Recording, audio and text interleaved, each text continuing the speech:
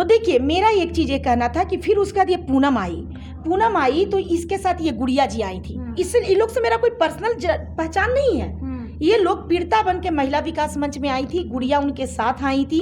तो पूनम जब बहुत रो रही थी, उसका चेहरा उरा फटा हुआ कटा हुआ था, खून उन थोड़ा लगा हुआ था बॉडी में, उसी तरह से बिखरे हुए बालों में एक पीड़िता कंडीशन में आई थी। फिर उसके बाद मैंने इसके जॉनी, इसका पति है जॉनी को मैंने कॉल किया। फिर जॉनी, उसमें एक प्रोग्राम हो रहा था महिला विकास मंच में, पुरुष विकास मंच का कुछ एक प्रोग्राम था, उसमें वो जॉनी वहीं पर पहुंच गया। उस समय महिला विकास मंच में सुधा काम करती थी। सुधा भी इस बात को, अगर वीडियो देखोगी सुधा, तो मैं कितना सच बोल रही हूँ कितना झूठ बोल रही हूँ तुम भी इस चीज़ को बिल्कुल बताना। उसके बाद सुधा उसको लेके उसी प्रोग्राम में आ जाता है। मैं जॉनी का वहीं पे बैठ के, प्रोग्राम जैसे ही खत्म होता है, मैं जॉनी को वहीं पे बैठ के पूरा काउंसलिंग करती हूँ। मैं उसे बहुत डांटती हूँ कि तुम अपने बीवी को इतने बेरहमी से कैसे मारते हो, तुमको इस तरह मारना नहीं चाहिए। उसके बाद वो माफ़ी उफ़ी मांगता है और फिर जो पूनम में कमी है वो सारे पूनम के कमियों को पेश करता है। तो पूनम, तुम इतनी गिर चुकी हो, देखो मेरा कोई शौक नहीं है कि मैं किसी महिला को धुमैल करूं, लेकिन पूनम तुम अच्छी तरह जानती हो कि तुम पर तुम्हारा पति क्या आरोप लगाया था और आरोप को सबूत रूप में उसने पेश भी कर दिया था। लेकिन पूनम, फिर भी मैंने तुम्हारे सम्मान का रक्षा किया, क्योंकि मैं नहीं चाहती हूँ कि सोशल मीडिया पे किसी भी महिला का सम्मान बिगड़े। देखो अभी मैं खुल के नहीं बोल पाऊंगी क्योंकि मैं तुम्हारे जैसी गिरी हुई नहीं हूँ पूनम। तुम मेरे बारे में जानती क्या हो? ना तू कभी मेरे घर आई है, ना मेरे कोई फंक्शन में तुम शामिल हुई है, ना तुम मेरे परिवार को जानती है। तुम महिला विकास मंच की एक पीड़िता हो, तुम मेरे बारे में इतने चीज को कैसे बता सकती हो? अगर तुम हमारे साथ काम भी करती तो कहीं ना कहीं लगता कि कुछ तुम जान गई। तुम तो ऐसा, तुम्हारा कोई कहानी भी नहीं हुआ। तो इसी बीच में जब इसका मैंने केस को सॉल्व कर दिया तो ये बोली कि दीदी मैं भी समाज सेवा करना चाहती हूँ, मुझे बहुत अच्छा लगा। तब मैंने इसको महिला विकास मंच में ले जाके इसके मेंबर मैं इन दोनों को मेंबर बना दी। उसके बाद मेरा फिर इधर नारायणी का अपना एक प्रोसेस था, ये बड़ा लंबा प्रोसेस चला था।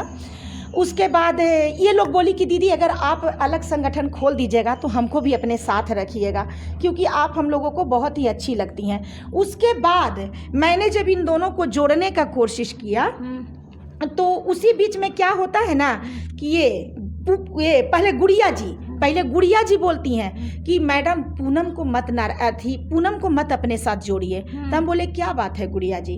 तब वो गुड़िया जी बताती हैं कि मैडम आप उस मोहल्ला में जाइए, टोटल मोहल्ला की औरतें इसकी निंदा करते हैं और इसका बहुत सारे पुरुषों के साथ अफेयर है, इसी के वजह से इसका पति इसको पूनम जी के बारे में गुड़िया बताई कि इसी चलते इसका पति इसको मारता है, क्योंकि रंगे हाथ इसको पकड़ लेता है।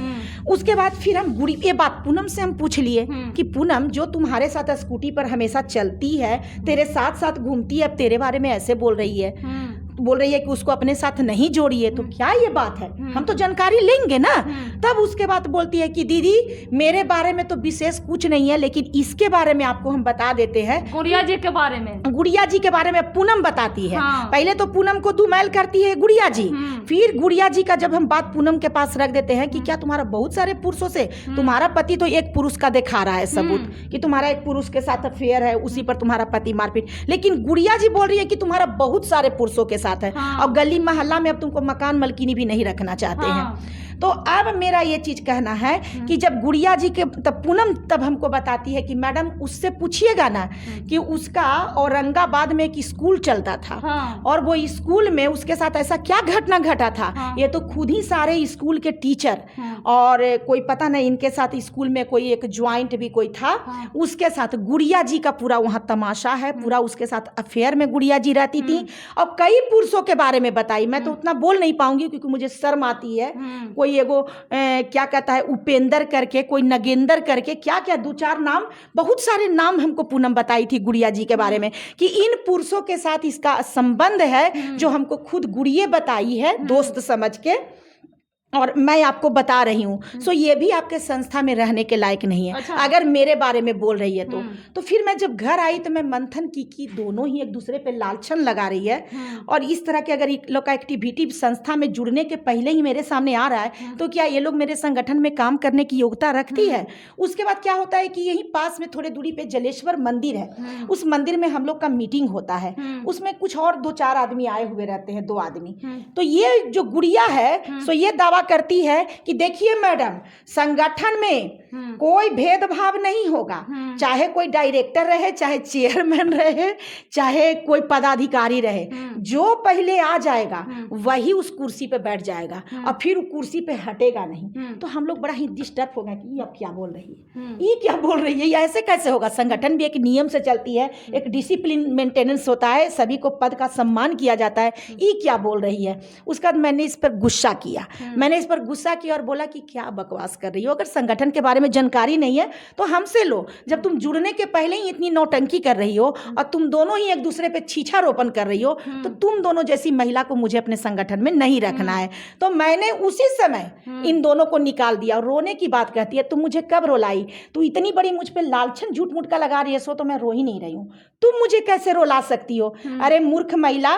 और ये इतना मतलब पूनम के जब मैं काउंसलिंग करती थी, वो सोचती थी कि हस्बैंड वाइफ को मिला दूं, तो ये गुड़िया हमेशा उसके पति के विरोध में रहती थी। उसका पति राक्षस है मैडम, उसका पति ऐसे है, ऐसे मारता है, ये करता है, वो करता है। और तुरंत जैसी संगठन में जोड़ने का बात हुआ तो पूनम को हटाने के लिए इस तरह के षड्यंत्र भी बोली। और फिर जब पूनम से मैंने पूछा तो पूनम ने इसके राज को खोल दी। तो सबसे बड़ी बात है कि तुम दोनों जरूर बैठी हुई हो। देखिए अभी क्या है, ये महिला कल्याण मंच को ज्वाइन की पूनम जी के साथ, पूनम जी के साथ भी गई तो हमको लगता है पूनम सलूजा उसको बोला जाता है। हाँ, पूनम सलूजा जी, उनके साथ ज्वाइन की। वहां भी पता ना क्या नौटंकी की कि वहां से इसको दोनों को निकाल दिया गया। हम तो जोड़ने के पहले ही निकाल दिए जब ये दोनों का सच्चाई। देखिए आप पीड़िता है, हमें कोई तकलीफ नहीं है, लेकिन आप चरित्रहीन है तो मेरे संगठन में आपके लिए कोई जगह नहीं है, समझ गए ना। तो उसके बाद हमने इसी में इसको इन दोनों को रिजेक्ट कर दिया था। तो इसके दिल में तो कहीं ना कहीं दुश्मनी बन ले था कि हम लोग को दोनों को नहीं जोड़ी। आप दोनों ही दुष्ट है, क्योंकि दोनों तो चोर चोर मौसेरा भाई, ये दोनों ही तो चोर है।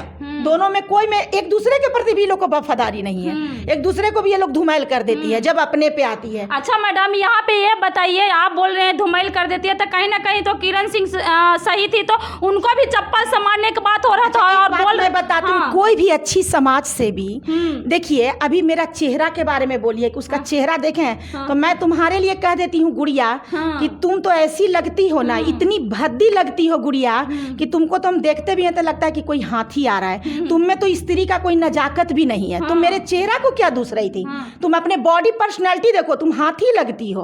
और तुम्हारे पति दुबले पतले हैं बेचारे, और पति से घर में काम करवाती हो नौकर बना के, तो तुम अपने गरबान में झांको ना जी।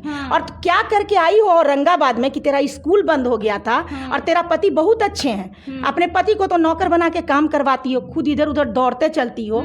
अपने आप को देख लो, तेरा चेहरा कितना सुंदर है जी। मैं तो सास बन गई हूँ, अब कुछ दिन में माता रानी का आशीर्वाद होगा तो नानी बन जाऊंगी। तो इस उम्र में मुझे कितना खूबसूरत तुम लोग देखना चाहती थी।